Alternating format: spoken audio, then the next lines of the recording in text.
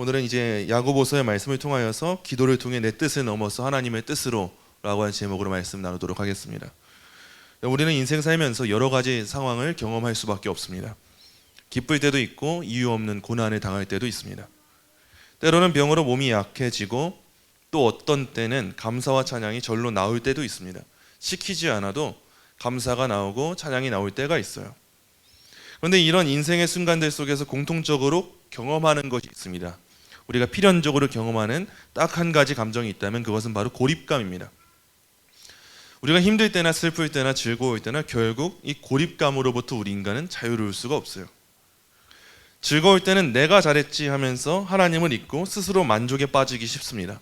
그 만족에 빠지는 고립감에 빠집니다. 그리고 고난이 올 때는 하나님은 왜 나를 돌보지 않으시는가 하면서 하나님과 단절된 듯한 고립감에 빠집니다. 그리고 병에 걸릴 때는 나만 아픈 것 같다라고 하는 그 외로움 가운데 고립감에 빠져요. 근데 오늘 본문에서는 야고보 사도가 이런 성도들에게 분명히 말해주고 있어요. 너희는 기도로 하나님께 그리고 또 서로에게 연결되라. 우리는 고립감이 당연한 시대를 살아가면서 지극히 그 개인주의적인 사회가 되고, 이전에는 핵가족이라고 했었는데 이제는 핵개인이라고 하더라고요.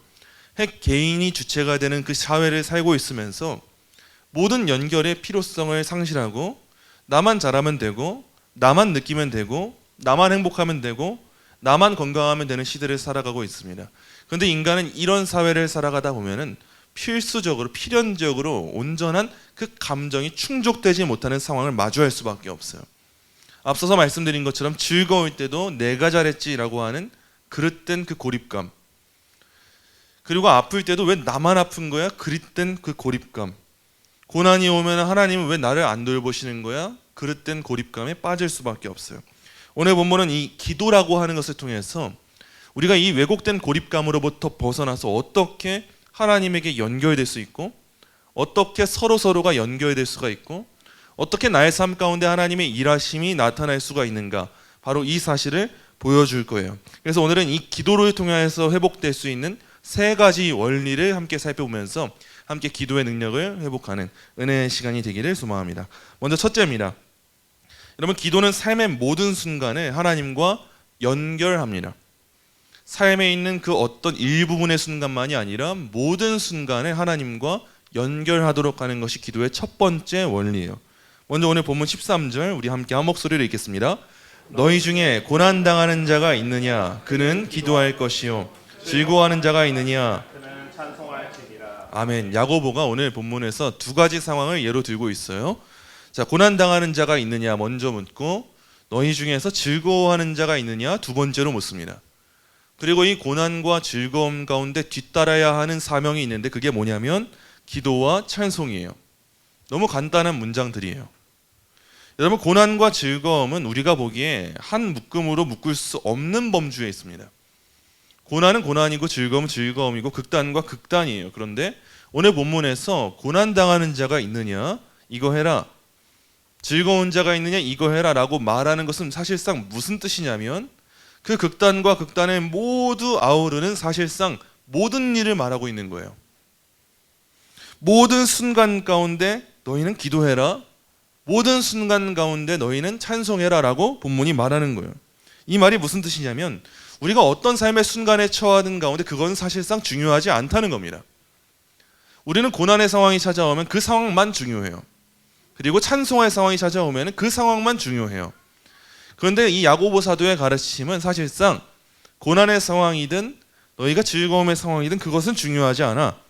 우리의 삶에 다양한 문제들이 있고 다양한 순간순간들이 있겠지만 성도들에게 중요한 건 무엇인지 아십니까? 묻는 거예요. 그게 뭐냐?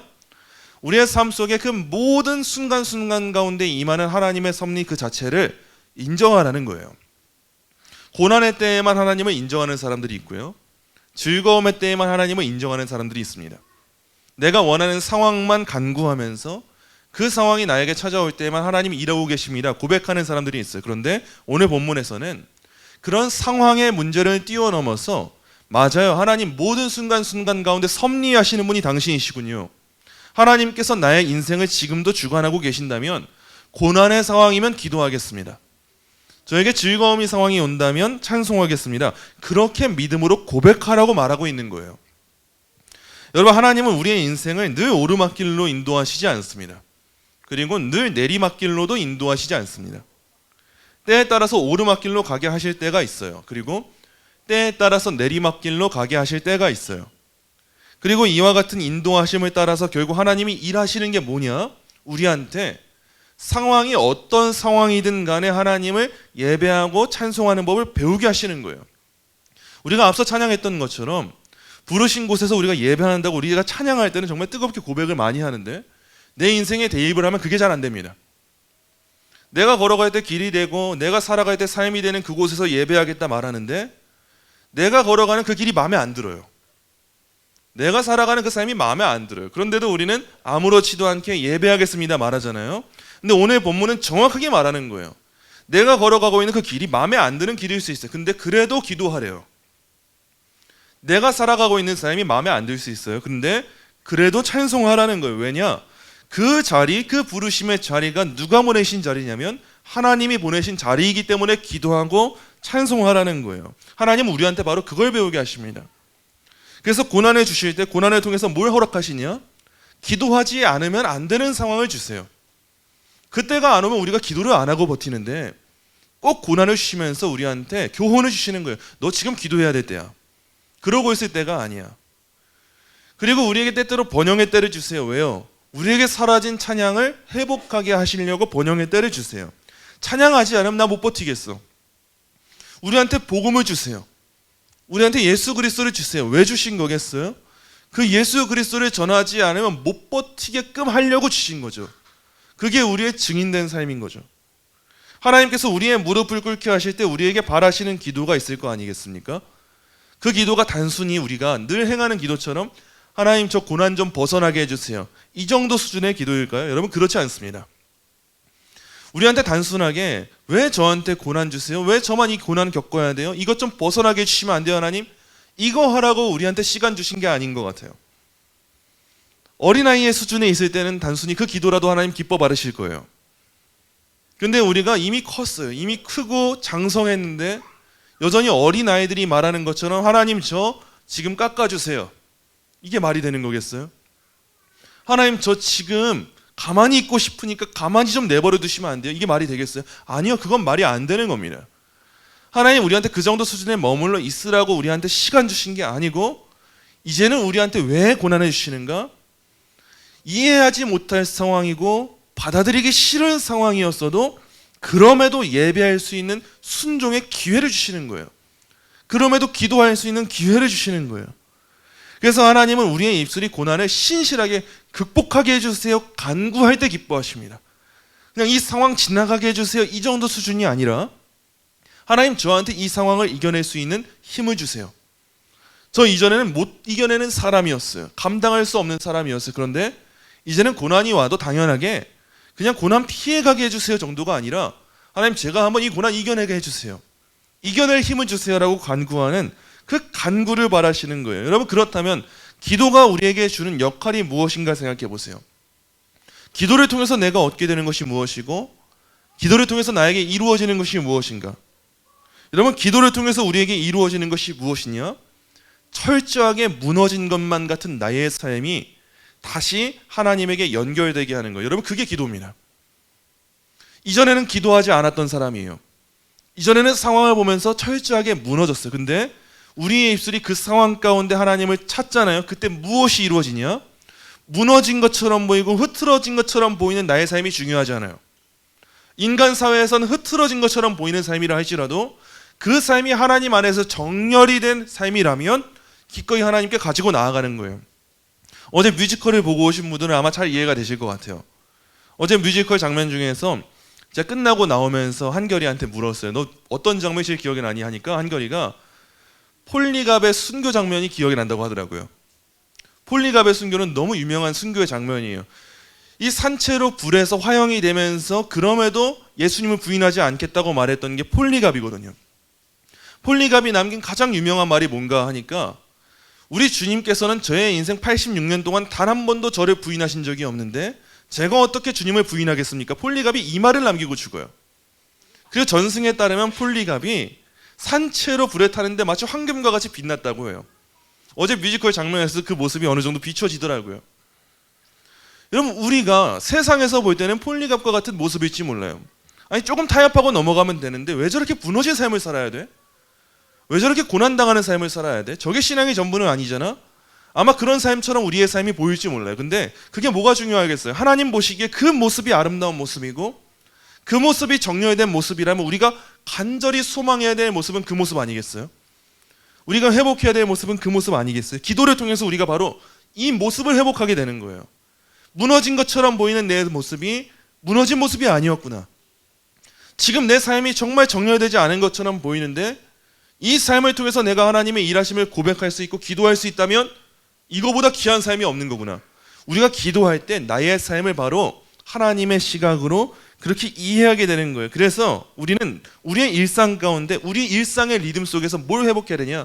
여러분, 꼭 기도의 습관을 회복해야 됩니다. 기도 없이 하나님과 우리의 삶이 연결되는 거 있을 수가 없어요. 아침에 눈 뜰 때 사소해 보여요. 작은 감사를 시작하는 거예요. 하나님, 오늘도 저한테 새날을 주시네. 정말 감사합니다.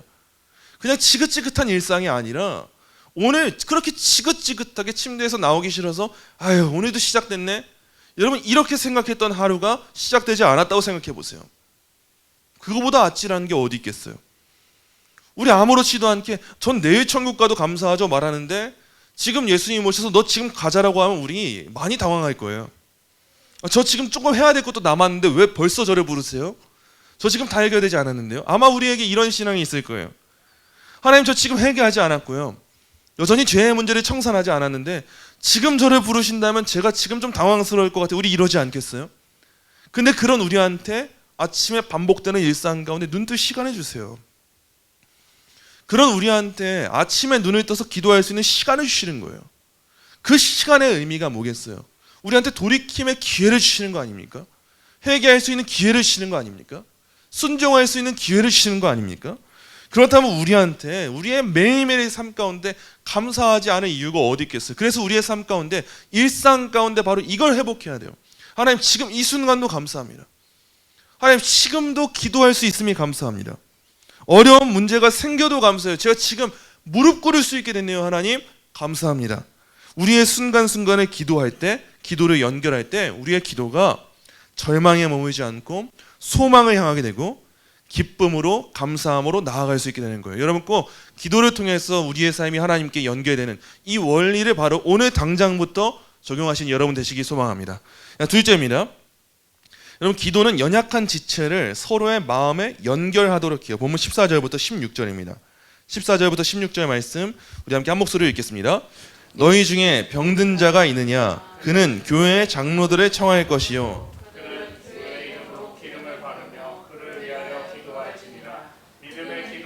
병든 자를 구원하리니 그를 일으키시리라. 혹시 죄를 범하였을지라도 사하심을 받으리라. 그러므로 너희 죄를 병이 낫기를 위하여 서로 기도하라. 의인의 간구는 역사하는 힘이 큼이니라. 아멘. 야고보가 병든 자를 위해서 장로들을 불러라, 청해라 라고 하고 서로 죄를 고백하면서 질병의 회복을 위해서 기도하라고 오늘 말씀에서 명하고 있어요. 여기서 병든 자는 어떤 사람을 의미하냐면요, 단순하게 육체적 질병에 처한 사람만을 의미하지 않습니다. 오늘 본문에서 병든 자는 육체적인 것은 물론이거니와 영적으로 병든 자까지도 지칭하고요, 또한 심적으로 병든 자까지도 지칭합니다. 그래서 모든 힘든 상황 가운데 있는 그 사람들, 모든 낙심 가운데 있는 사람들을 말하는 게 이 병든 자에 대한 개념이에요.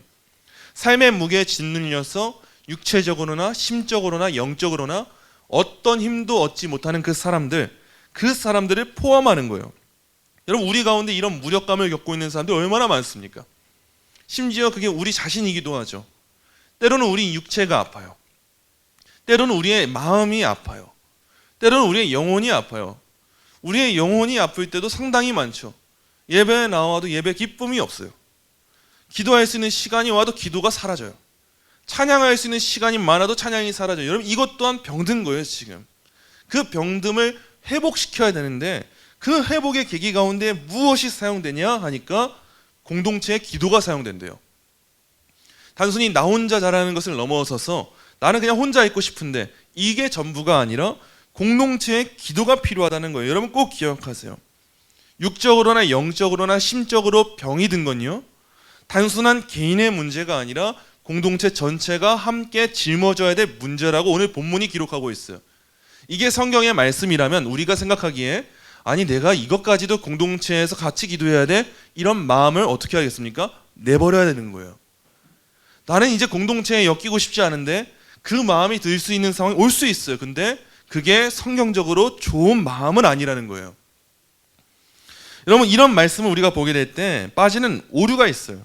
우리가 자주 빠지는 오류가 이거예요. 신앙의 머리가 너무도 커진 나머지 무조건 낫는 것만 기도 응답은 아니잖아 라고 하는 생각을 우리가 종종 갖습니다. 여러분 부분적으로는 맞는 말이에요. 우리가 기도해서 모든 게 다 낫는가? 아니요. 모든 것이 다 낫는 게 기도 응답은 아니에요. 누군가는 질병 때문에 죽기도 합니다. 그 질병이 평생 시달려야 될 문제이기도 해요. 맞아요. 그런데 오늘 본문을 볼 때 본문이 요청하는 자세는 우리가 머리 굴리면서 단순히 기도한다고 다 낫는 거 아니잖아. 낫는 것만을 위해 기도하는 건 너무 기복주의적인 거 아니야? 이런 생각을 갖는 걸 요청하고 있지 않아요. 오늘 본문이 우리한테 요청하고 있는 기도는 뭐냐? 믿음의 기도입니다. 병든 자를 구원하실 주님께서 그를 일으키실 것이다 라고 말씀하셨으면 단순히 이후에 이뤄질 일을 생각할 것이 아니라 그걸 믿고 기도하라고 요청하고 있어요. 이게 기도한다고 다 돼? 아니요. 그걸 생각할 것이 아니라 오늘 본문은 단순한 걸 요청하는 거예요. 기도한다고 다 된다고 믿고 기도하래요. 그 기도가 필요하대요. 그 병이 낫든 낫지 않든지 기도하래요. 우리가 바로 이와 같은 살아있는 믿음의 기도를 해야 돼요, 여러분. 우리가 흐지부지하고 무기력한 기도가 아니라 실제적인 회복을 간절히 소망해야 됩니다. 이상하게 머리가 커져서 그게 전부가 아닌데 왜 그것만 위해서 기도해야 돼? 이런 생각하면서 우리가 빠지는 건 뭐냐? 기도 안 하는 거예요. 믿음 없이 기도하는 거예요. 우리가 기도하면서도 얼마나 이런 시간에 많이 빠집니까? 하나님 저희 가정 이렇게 세워주세요. 하나님 저희 사업을 이렇게 세워주세요. 하나님 저희의 믿음을 이렇게 세우시죠. 우리가 기도를 하는데 알게 모르게 우리에게 기도한다고 다 되겠어 이 마음이 찾아와요. 여러분 그 마음을 심어주는 게 누구예요? 사탄입니다.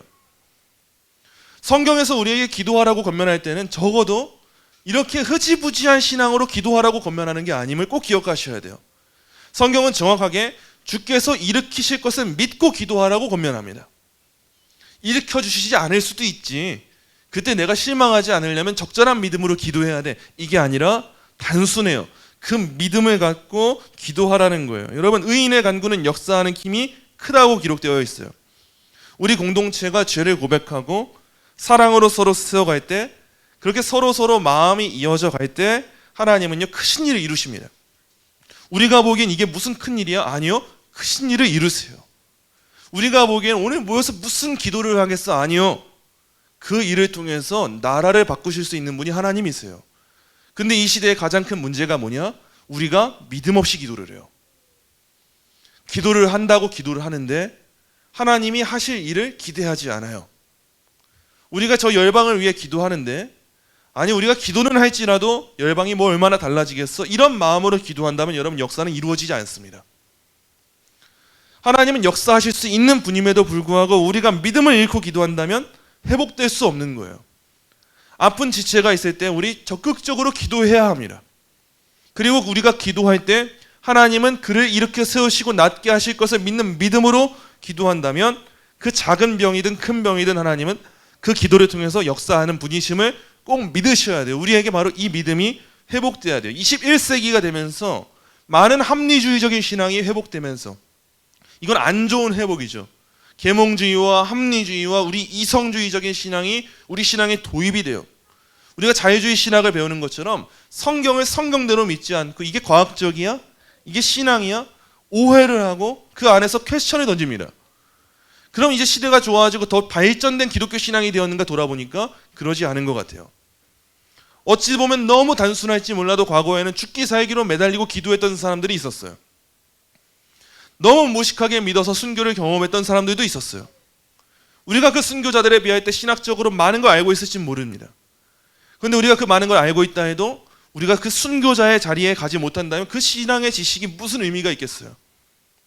우리가 많은 걸 알고 있고 기도는 이런 거지 알고 있는데 적어도 이전엔 가서 나무 한 뿌리를 뽑는다는 심정으로 기도하는 분들이 계셨어요. 우리는 그걸 보면서 단순하게 아니 저렇게만 기도하는 게 기도야? 좀 점잖게 기도할 수 있지. 하나님 안 고쳐주시면 어쩌려고 그래. 우리는 이런 생각을 갖고 있는데 그런 생각을 갖기 때문에 우리는 역사를 보지 못하는 것 같아요. 오늘 이 밤 가운데 여러분 꼭 기도하실 때는 다른 2차적인 3차적인 그 머리를 굴리는 신앙은 좀 버려두시고 단순한 신앙을 가지시면 좋을 것 같아요. 하나님이 우리에게 오늘 요청하시는 게 뭔가? 회복되지 않을 수도 있지. 이게 아니라 회복될 거야. 하나님은 하실 수 있는 분이야. 나의 관계, 건강, 질병, 재정, 모든 문제 내가 기도할 때, 간구할 때 하나님 하실 수 있는 분이야.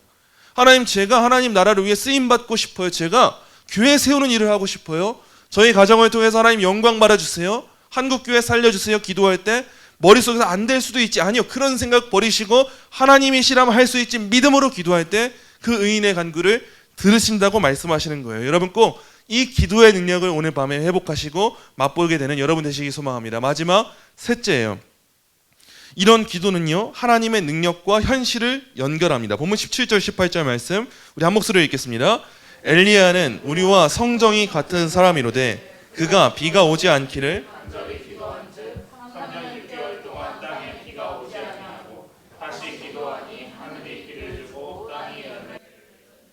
아멘. 야고보가 엘리야의 기도를 예를 들면서 의인의 간구가 어떤지를 보여줘요. 엘리야의 기도는요 하늘을 닫고 열면서 땅에 비를 내리기도 하고 그치기도 하는 기도였어요. 야고보가 엘리야를 인용하면서 이 구절을 사용한 이유는요 단순하게 엘리야가 대단한 초인이었다, 우리와 다른 사람이었다, 이걸 보여주기 위함이 아니었어요. 오히려 야고보가 보여주고 싶었던 것은 엘리야가 우리와 성정이 같았다라고 하는 이 사실입니다. 아무리 같았다고 해도 뭐 얼마나 같았겠어요. 근데 신학적으로 본질적으로 이 야고보가 기록하고자 했던 바는 뭐냐? 엘리야가 그렇게 대단한 일을 했다 한들 그 대단한 일이 엘리야 때문에 생긴 게 아니요 하나님 때문에 생긴 일이다, 이 사실을 보여주고 있는 거예요. 엘리야는 우리와 성정이 정말 똑같은 사람입니다. 초인적인 영웅이 아니었어요. 그가 비를 내릴 수 있는 능력자여서 비를 내린 게 아니었어요. 그가 불을 내릴 수 있는 능력자여서 불을 내린 게 아니었어요. 갈멜산에서 큰 승리를 거두었습니다. 그러나 우리와 똑같아요. 이세벨이 두려워서 광야로 도망쳐요. 우리가 생각하기에는 큰 전투에서 승리를 했으면 이제 좀 어깨가 쫙 펴지고 목에 기부스 좀 하고 떵떵거리면서 거봐 하나님이 나 사용하셨지 할 것 같은데 얼마나 우리와 똑같은지 몰라요. 그 큰 일을 경험했어요. 우리도 그렇잖아요. 우리도 큰 구원을 경험했어요. 진짜 이 버러지 같은 죄인을 구원하시는 하나님의 은혜를 경험했어요. 우리가 예수님이 나를 살려주셨다고, 나를 구원하셨다고 경험했어요. 아니 예수님이 나의 기도를 들으신다고 경험했어요. 그런데 우리가 세상 가운데 나아가 이세벨을 만나요. 세상의 권력자를 만나요. 세상의 원리를 만나요. 세상의 물질관을 만나요. 세상의 번영관을 만나요. 세상의 재물관을 만나요. 이런 것들을 만나니까 당장 우리 마음에 뭐가 찾아옵니까? 두려움이 찾아와요. 처음 예수님 만났을 때, 하나님의 구원의 은혜를 경험했을 때 우린 그렇게 고백을 해요. 하나님 전능자이십니다. 주권자이십니다. 하나님 모든 거 다 하십니다. 믿음이 대단해요. 우리가 그때는 갈멜산 전투에서 승리를 합니다. 그런데 세상의 이세벨의 위협이 오자마자 우리는 바로 고개를 숙이고 도망쳐버려요. 광야로 가요. 로뎀나무 아래에 앉아버려요. 차라리 내 생명 걷어가 주시면 안 돼요? 우리 낙담합니다. 하나님 제가 이전에 적어도 예수 믿기 전이 나았던 것 같아요. 하나님 적어도 제가 신앙생활 안 할 때는 이런 고민이 없었잖아요. 가족이랑 안 부딪혔잖아요. 저 적어도 사회생활 잘하는 사람이었잖아요. 저 적어도 인기 많았잖아요. 저 적어도 많은 물질 있는 사람이었잖아요. 낙담을 하고 하나님 이럴 거면 저 그냥 왜 부르셨어요? 이러는 게 엘리야의 모습과 우리의 모습이 똑같지 않아요? 엘리야가 그런 사람이었다는 거예요. 외로움과 두려움 속에 철저히 무너졌던 우리와 똑같은 사람이 엘리야였어요. 그렇게 믿음으로 살겠노라 고백하고 하나님의 일하심을 봐왔어도 도망치는 겁쟁이가 엘리야였어요. 엘리야가 비가 오지 않기를 기도했더니 비가 오지 않습니다. 얼마나 대단한 기적이에요. 엘리야가 비가 오기를 기도하니까 비가 와요. 얼마나 대단해요. 근데 그런 일이 이루어질 수 있었던 이유는 단순하게 엘리야에게 능력이 있기 때문이 아니었다는 거예요. 그에게 능력이 있던 것이 아니요, 능력 있는 분께 기도했기 때문에 그분이 일을 이루셨다는 사실을 오늘 본문이 보여주는 겁니다. 여러분, 엘리야는 우리와 똑같은 사람이에요. 그런데 그 똑같은 사람이 자기 힘으로 살아가는 것이 아니라 능력 있는 분께 기도하니까 그 능력이 그의 삶 가운데 나타나게 되었다는 거예요. 여러분, 우리는 능력이 없습니다. 그러나 능력 있는 분께 우리의 현실을 기도할 때 그분은 역사하세요. 우리의 삶에 수많은 간증들이 있지 않습니까? 우리의 기도를 들으십니다. 우리가 간구하지 않았던 것임에도 부어주신 은혜가 얼마나 크게 있는지 몰라요. 나는 심지어 이 정도까지는 신앙생활하고 싶지 않아요, 좀 부담스러워요 라고 말했는데도 하나님은 우리를 얼마나 사랑하시는지 그 부담스러운 신앙생활 주세요. 여러분, 이게 은혜 아니에요? 저 여기까지는 신앙생활 안 할 거고요, 이만큼만 할 거예요 라고 말했는데 하나님은 그 이상을 주세요. 하나님, 전 이만큼 바라지도 않고 이렇게 소박하게 하면 돼요. 저 그래도 하나님 사랑해요 말했는데 소박하지 않은 사명을 계속 던져주세요. 고난 주시고 즐거운 상황 주시면서 우리한테 순종할 기회를 주세요. 그렇다면 우리의 기도는 이제 어떻겠어요, 여러분? 더 폭넓고 진취적으로 향할 이유가 있는 거 아니에요? 하나님이 어떤 분이신지 알게 되었다면? 우리는 이제 개인의 문제만이 아니라 교회와 가정을 위해서도 기도할 수 있는 거 아니에요? 하나님의 능력을 믿는다면? 하나님의 능력을 믿지 않으면 나만 위해서 기도할 거예요. 하나님, 저 좀 잘 살게 해주세요. 저 좀 회복되게 해주세요. 제가 무슨 나라를 바꿔요? 제가 무슨 교회를 바꿔요? 제가 무슨 가정을 바꿔요? 근데 이제 우리의 기도는 달라질 수가 있죠. 내 능력이 아니라 하나님 능력으로 바꿔지는 것이라면 교회 위해서 기도해야죠. 가정 위해서 기도해야죠. 하나님의 능력이 역사를 일으키시는 것이라면 하나님이 나를 통해서 한국교회를 바꾸실 것을 기도해야죠. 하나님이 나를 통해서 세계 열방을 바꾸실 것을 기도해야죠. 내 능력을 신뢰해서라면 여러분, 기도하는 것이 의미가 없을 거예요. 근데 하나님의 능력을 신뢰하면서 기도하잖아요. 가정의 어려운 문제가 아니게 됩니다. 교회의 문제도요, 대단한 문제가 아니게 돼요. 하나님이 회복의 길을 열어주시기 때문에요. 교회와 사명을 위해 기도할 때 성령 하나님이 크신 부흥을 주실 겁니다. 나라와 열방을 위해 기도할 때 역사의 방향이 하나님의 뜻에 맞게 이끌려 나아가게 될 거예요. 그러므로 우리가 기도를 작게 생각해 왔다면 이제는 그 생각을 버려야 됩니다. 기도는 정말 큰 능력이에요. 여러분, 이 사실을 그냥 머릿속으로 문장으로 아는 것이 아니라 정말 우리의 마음 가운데 깊이 새기면서 내가 가진 가장 큰 무기가 뭐지? 내가 가진 가장 위력 있는 그 유력한 무기가 뭐지? 기도구나. 이 사실을 체감하셔야 돼요. 우리가 이렇게 기도할 때 하나님의 능력과 현실에 우리의 삶이 연결되는 놀라운 역사가 이루어지게 될 거예요. 말씀 맺도록 하겠습니다. 여러분, 오늘 본문은 분명하게 말하고 있어요. 기도는 삶의 모든 시간을 하나님께 연결하는 끈이라고 말하고 있습니다. 그리고 기도는 우리 지체의 서로가 이어질 수 있는 연결하는 끈이라고 말하고 있어요. 그리고 기도는 하나님의 능력과 우리의 현실이 연결되는 끈이라고 말하고 있어요. 여러분, 이 끈을 붙잡고 계십니까? 우리의 손은 가만히 있지 않아요. 분명 우리의 손은 무언가의 끈을 붙잡고 있어요. 근데 이 끈은요, 애매하게도 애석하게도 한 손으로는 하나의 끈밖에 잡을 수가 없어요. 그래서 우리가 이 기도의 끈이 아니라 다른 끈을 잡게 될 때 뭐가 사라집니까? 기도가 사라집니다. 내가 세상에서 이 힘을 가지면 되겠지, 그 끈을 잡는 순간 기도가 사라질 거예요. 내가 내 머리 굴리는 끈을 잡으면 기도의 끈이 사라질 거예요. 내가 내 가족의 끈을 잡으면 기도의 끈이 사라지게 될 거예요. 우리의 분주함의 끈을 잡고 무관심의 끈을 잡잖아요. 기도의 끈을 놓치게 될 거예요. 근데 오늘 본문은 분명하게 말하고 있어요. 의인의 간구는 역사하는 힘이 큽니다. 기도는 실제로 우리 삶을 바꿉니다. 그리고 공동체를 세워요. 그리고 하나님의 뜻을 이 땅 가운데 세웁니다. 이게 기도예요. 그러므로 우리는 정확하게 결단해야 돼요. 우리 일상 가운데 다시 기도의 습관을 정말 어린아이 같지만 세워야 돼요. 그냥 머릿속으로만 우리 아침, 점심, 저녁 기도해볼까? 이렇게 해서 습관 세워지지 않습니다. 철저하게 세워야 돼요. 정말 알람이라도 맞춰놔야 돼요. 이 시간은 기도하는 시간이야. 다른 거 절대 못해. 적어도 빼놔야 돼요. 그리고 연약한 지체를 위해서 함께 기도하겠다는 결단이 필요합니다. 그리고 여러분의 질병의 문제나 심적인 문제, 영적인 문제 있잖아요. 적극적으로 공유하시고 그 안에서 우리가 함께 기도하고 회복을 갈망해야 돼요. 그리고 하나님의 능력이 우리 현실 가운데 나타나도록 믿음을 간구하는 그 결단이 꼭 필요합니다. 오늘 이 밤 가운데 우리가 아주 작은 결단이지만 이 결단으로 함께 기도하는 시간이 되었으면 좋겠어요. 우리 앞에 보이는 문장 우리 한 목소리로 읽겠습니다. 주님, 제 삶의 순간순간이 주님과 연결되게 하소서. 주님, 우리 공동체가 서로의 아픔을 짊어지고 기도하는 교회 되게 하소서. 주님, 저의 작은 기도를 통해 하나님의 큰 능력이 이 땅에 임하게 하소서. 여러분, 이 결단이 저와 여러분의 오늘 이 밤의 결단이 되어야 합니다. 그냥 간절한 마음 없이 흐지부지한 마음으로 오늘도 그냥 기도해야 되니까 기도하고, 아니요, 그러지 마시고 정말 믿음의 기도를 하세요. 하나님이 하실 수 있음을 믿는 기도, 역사하심을 믿는 기도. 우리 머리로는 이 정도 일밖에 안 나타날 것 같지만 하나님이 하신다면 더 큰 일이 이루어질 수 있다는 것을 믿는 기도. 우리가 그 기도를 향해 나아갈 때 하나님의 뜻이 우리 삶 가운데 임하게 될 거예요. 여러분 꼭 이 기도를 오늘 이 밤 가운데 회복하시기를 간절히 소망합니다.